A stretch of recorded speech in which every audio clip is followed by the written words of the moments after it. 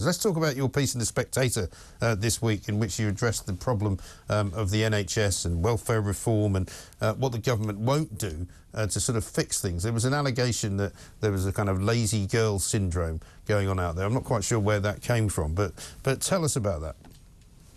Well, lazy girl jobs is now a hashtag on TikTok. It's had millions of views and references. And this is essentially part of the quiet quitting agenda that we're seeing at the moment. It's people acting their wage. It's ultimately workers doing the bare minimum and, leaving at the exact moment that they feel that they should leave according to what they're being paid. So gone is aspiration, gone is getting your nose to the grindstone. And instead, it's just almost expecting your employer to work for you. It's about your well-being rather than what you contribute to a business and the bottom line. And I just think we've got so many problems now in the British labour market. Of course, we've got over 1 million vacancies still. We've got a lot of people on welfare and an increasing number on long-term sickness benefits, an increase of around 400,000 since before the pandemic. And many of those people are suffering from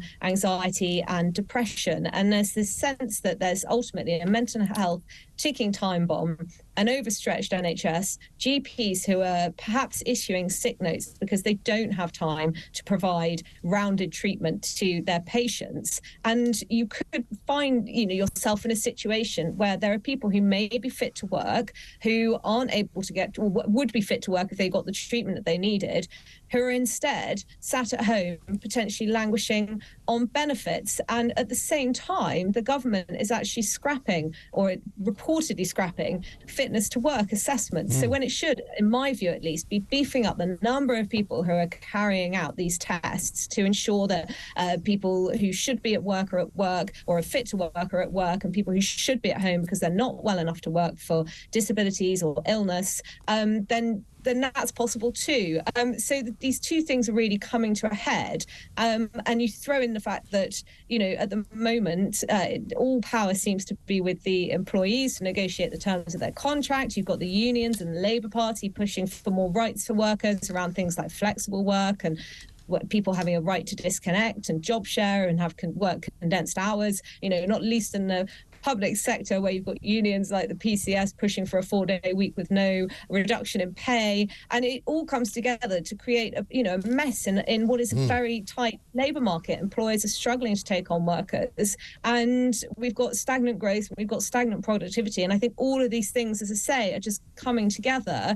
And no wonder this country is struggling to recover from the pandemic. So what we really need to do is, address welfare, need to review things like the universal credit taper rate, but also we have to reform the NHS. We cannot have a situation where doctors are unable to treat patients and are therefore possibly being incentivised to issue these sick notes, keep people away from work when employers desperately need them. And of course, if employers can't get staff, then perhaps they have to pay the staff that they can get more money in order to retain them or even attract them into a job. And that'll feed through into higher prices at a time when we've got very sticky inflation. So you can see how this is such a big problem, and it's not really one that's being addressed, and government policy needs to change. And I suspect also our attitudes to work may need to change. I think so.